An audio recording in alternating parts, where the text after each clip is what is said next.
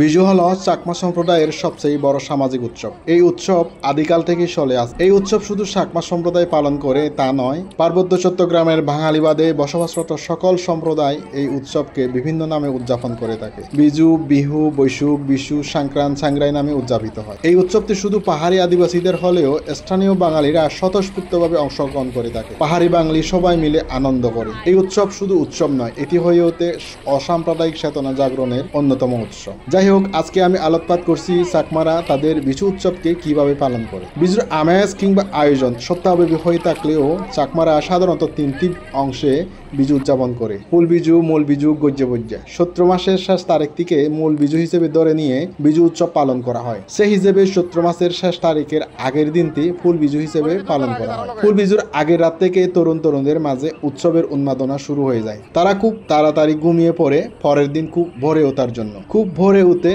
তরুণীরা ঝোপঝাড়, বাগান, বাড়ির আঙ্গিনা থেকে হরেক রকমের ফুল সংগ্রহের কাজে নেমে পড়ে। ভোরের আলো না ফুটতেই ফুল জুড়ি হাতে নিয়ে ফুল সংগ্রহ করতে বাড়ি থেকে বের হয়ে যায়। এ কাজে বড়রাও তাদের সাহায্য করে থাকে। তারা ফুল তুলে প্রত্যেকে কলা গাছের একজোড়া আগা পাতা নিয়ে নদীতে চলে যায়। প্রথমে খুব সুন্দরভাবে গোসল সেরে নেয়। এরপর কলা পাতায় সুন্দর করে ফুলগুলো সাজিয়ে নদীর পার এবং পানির মাঝামাঝিতে রেখে মায়ের প্রতি শ্রদ্ধা নিবেদন করে। এখানে মা বলতে পানি বা নদীকে বোঝানো হয়, যেখানে নিয়মিত স্নান কাজ সারে কাপড় চোপড় ধোয়। কারণ মনে করা হয় পানি আমাদের মায়ের মতো। পানি আমাদের জীবন ধারণের সাথে ওতপ্রোতভাবে জড়িত। শিশুকাল থেকে যেমন মায়ের কোলে বড় হই, মায়ের কোলের উপর পায়খানা প্রস্রাব করি, মা নীরবে মেনে নেয়, তেমনি আমরা যে নদী বা সরায় নিয়মিত গোসল করি, সেই নদী কিংবা সরাও মায়ের মতো আমাদেরকে নীরবে মেনে নেয়। তাই ওই নদীকে আমরা গঙ্গা মা বলে ফুল বিজুর দিনে শ্রদ্ধা নিবেদন করি।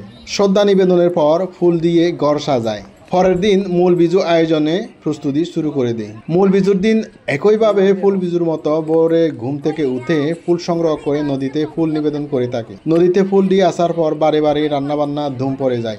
বাড়ির মেয়েরা রান্নাবান্না করার সময় ছোট বাচ্চারা এমনকি বড়রাও একটি বেতের ঝুড়িতে ধান, চাল অথবা গম নিয়ে সারা গ্রাম ঘুরে বেড়ায়। তারা বাড়ি গিয়ে পালিত মুরগিদের খাবার বিতরণ করে। এটা বাচ্চাদের দিয়ে বড়রা করায়, যাতে ছোট বাচ্চাদের মনে অবুঝ প্রাণীদের প্রতি দয়া জন্মে, সেই শিক্ষাটা দেওয়ার চেষ্টা করে। এটি বাচ্চারাও খুশি মনে এগুলো করে থাকে। এর মধ্যে রান্না বান্না শেষ হলে ঘরের বউরা রান্নার সকল আইটেম থেকে আগে অল্প পরিমাণ নিয়ে বুদ্ধের প্রার্থনা করে সিয়ং দেয়। তারপর নিজের ঘরের এবং ঘরের আশেপাশে প্রতিবেশী বয়োজ্যেষ্ঠদের আলাদা করে দিয়ে আসে, সাথে পায়ে ধরে সালাম করে আশীর্বাদ নিয়ে নেয়। এরপর বাড়ি বিজু খাওয়া শুরু হয়। কোনো বয়োজ্যেষ্ঠদের সাথে দেখা হলে পায়ে ধরে সালাম করে আশীর্বাদ নেওয়ার জন্য ছোট বাচ্চাদের শিক্ষা দেওয়া হয়। বিজু খাবারের মধ্যে থাকে পাঁচন তরকারি। এটা বিজুর মূল আকর্ষণ। এই তরকারি রান্না করতে কমপক্ষে 32 প্রকার সবজি লাগে। 32 প্রকারের বেশি হলে তো আরো ভালো। এছাড়াও থাকে সেমাই, চাকমাদের ঐতিহ্যবাহী চান্নি পিঠা, বিনি পিঠা, বড়া পিঠা, কলা পিঠা, শরবত, পায়েস, বিনিবাদ গাইতে মদ, হাঞ্জি, জগরা, নানা ধরনের ফল